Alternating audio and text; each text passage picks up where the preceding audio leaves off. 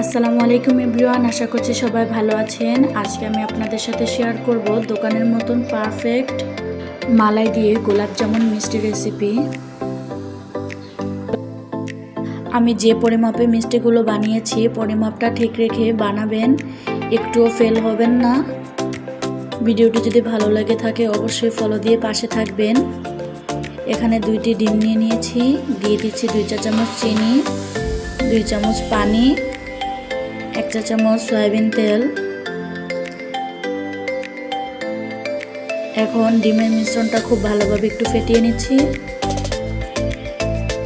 একটি বাটিতে চায়ের কাপে মেপে 1 কাপ গুঁড়া দুধ, হাফ কাপ ময়দা, 1 চা চামচ বেকিং পাউডার,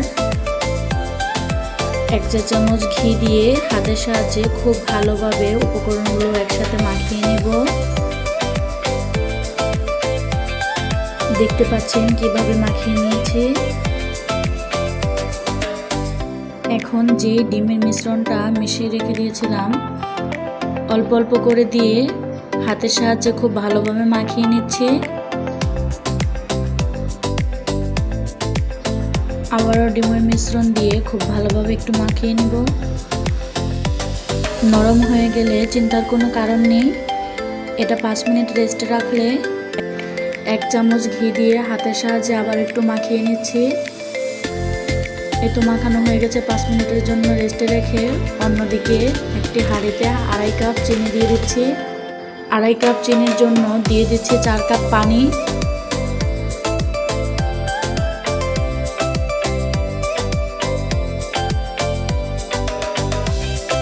দিয়ে দিচ্ছি 3টি এলাচ। এখন ঢাকনা দিয়ে ঢেকে বলক ফুটিয়ে নেব। বলক ফুটিয়ে নেওয়ার পর চুলাটা অফ করে দিয়েছিলাম। আর এই তো এখানে দেখুন ডোটা কতটা পারফেক্ট হয়েছে। এখন এভাবে লম্বাটে করে শেপ নিয়ে নিচ্ছি। আপনারা চাইলে গোল করেও বানিয়ে নিতে পারেন। হাতে একটু ঘি মাখিয়ে নিয়েছিলাম। এখন কুসুম গরম তেলের মধ্যে মিষ্টিগুলো এক এক করে দিয়ে দিচ্ছি।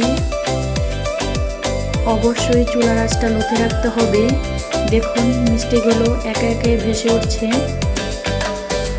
যখন একটু ফুলে উঠবে তখন একটি ছাঁকনি দিয়ে একটু নেড়েচেড়ে দিচ্ছি। এ পর্যায়ে কিন্তু মিষ্টিগুলো অনবরত নাড়তে হবে। যেহেতু আমি গোলাপ জামুন মিষ্টি বানাবো তাই মিষ্টিগুলো একটু ভালোভাবে ভেজে নিয়েছি। এখন ভেজে রাখা মিষ্টিগুলো চিনির শিরার মধ্যে দিয়ে দিচ্ছি। একটু নেড়েচেড়ে দিচ্ছি। হাই হিটে ঢাকনা দিয়ে ঢেকে দেব 10 মিনিটের জন্য। 10 মিনিট পর ঢাকনা উঠিয়ে দেখিয়ে দিচ্ছি মিষ্টিটা কতটা পারফেক্ট হয়েছে। দিয়ে দিচ্ছি 1 চা চামচ গোলাপ জল, তাহলে মিষ্টিটা একদম দোকানের মতন খেতে লাগবে আর ঘ্রাণটাও অনেক ভালো আসে। একটু নেড়েচেড়ে আবারও ঢাকনা দিয়ে ঢেকে দিচ্ছিলাম 5 মিনিটের জন্য। 5 মিনিট পর ঢাকনা উঠিয়ে আবারও 1 পিস লেবুর রস দিয়ে দিয়েছি যাতে করে শিরাটা জমে না যায়। এখন একটু নেড়েচেড়ে আরও 2 মিনিট জাল করে নেব। মিষ্টিগুলো আলতোভাবে নেড়ে নেবেন কিন্তু, না হলে কিন্তু ভেঙে যাওয়ার সম্ভাবনা থাকবে। এই তো মিষ্টিগুলো হয়ে গেছে। এখন চুলাটা অফ করে ঢাকনা দিয়ে ঢেকে দেব ঠান্ডা হওয়া পর্যন্ত। একটি প্যানে 1 কাপ লিকুইড মিল্ক, 1 চামচ ঘি, 1 চামচ গোলাপ জল, 2 চামচ চিনি দিয়েছিলাম, ভিডিওটা স্কিপ হয়ে গেছে। হাফ কাপ পাউডার মিল্ক দিয়ে এরকম একটি মালাই তৈরি করে নিয়েছি। এই তো দেখতে পাচ্ছেন মিষ্টিগুলো কত সুন্দর হয়েছে। একটি পাইপিং কাগজের মধ্যে বানিয়ে রাখা মালাইগুলো দিয়ে দিচ্ছি।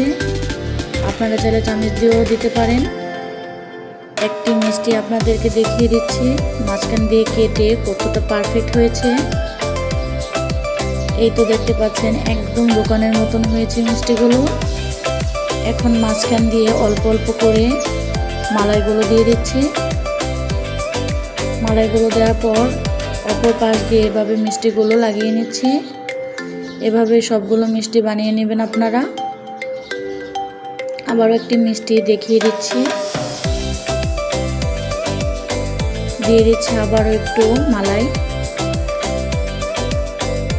এখন ছুরি দিয়ে একটু কেটে নিব। ভিডিওটি যদি ভালো লেগে থাকে অবশ্যই লাইক কমেন্ট শেয়ার করে পাশে থাকবেন। আল্লাহ হাফেজ।